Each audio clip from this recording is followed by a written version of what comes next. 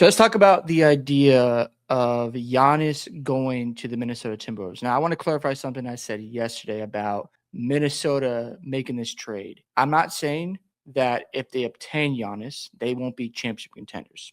I'm not suggesting that. What I was talking about was the sustainability factor. If you move off a guy like Jaden McDaniels and you bring in Giannis, you just shorten your window to go after a championship. But having Giannis and Anthony Edwards, who are considered top 7 players in the world. So Giannis is a top 5, top 3 player. Anthony Edwards, top 5, top 7. That is an instant contender in my eyes. Right now, the way Minnesota is currently constructed, they are championship contenders already to me. But I understand the urgency to get a guy like Giannis Antetokounmpo because that could put you over the top. Now, they did move off Mike Conley yesterday to save money. This is all part of going after Giannis Antetokounmpo. I saw reports last night that Minnesota's offer is very enticing to the Milwaukee Bucks, and I did see a report this morning for Brian Windhorst that he's seeing action from Miami and Minnesota to improve the offer, but apparently the best offer still belongs to the Warriors, but he's not seeing a lot of momentum towards Milwaukee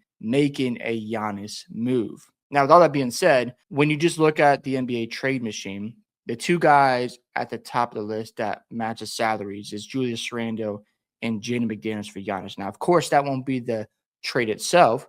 However, you understand that Minnesota has the necessary pieces to make it work. Now, Julius Randle is in his 30s, so that makes sense to trade him for a Giannis Antetokounmpo. The only risk is if you give up Jaden McDaniels, who is in his mid-20s, for a guy like Giannis Antetokounmpo, that could be risky because if Giannis, with his athleticism he relies heavily on, if that starts to regress, then he becomes a less valuable basketball player. Guys like Kevin Durant and Steph Curry and LeBron have aged well because they've been able to develop a reliable jump shot. Giannis has not done that enough. So there are some concerns with his play in the future. Is going to be maintain that top 5 level. If not, will be a top 10 player. Those are things you definitely want to consider.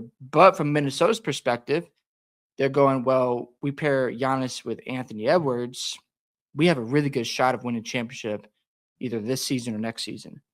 Now, if you need an offseason to add a few pieces around that duo, I get it. That makes a lot of sense. But you do shorten your window, but you also are taking a player and pairing him with Ant, and all of a sudden it's like, this is the best duo in the NBA. So I understand the perspective from Minnesota side where they're thinking, let's add a guy like Giannis on the Timberwolves and see what happens because this is an all-in move. Whoever decides to trade for Giannis Antetokounmpo, you are signaling to your fan base, we are all in on a championship. And Minnesota, who hasn't won a championship, that would make sense in my opinion because you have Giannis go there. He cements his legacy by winning another one. Anthony Edwards gets his first title. It's a great story, no doubt about it.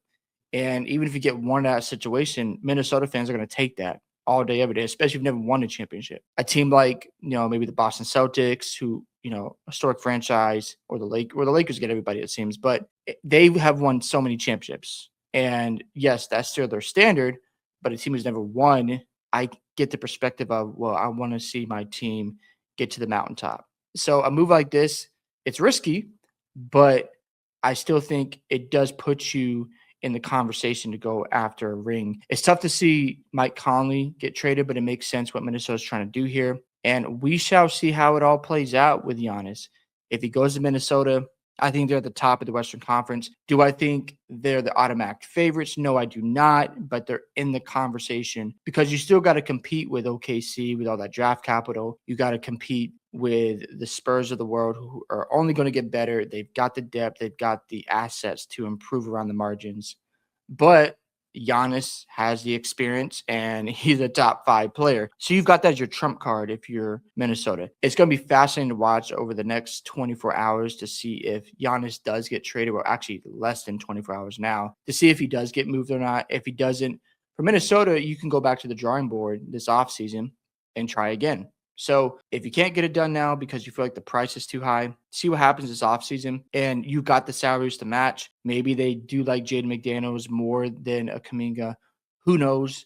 But we know that Giannis wants to play with Anthony Edwards. There's other reports about he doesn't know about the idea of playing with Golden State because of the roster they're going to have left after he goes to the Warriors. He might just stay for a season and bolt Golden State. A lot of things going on. We shall see. But I think for Minnesota, if you make this move, you're going all in.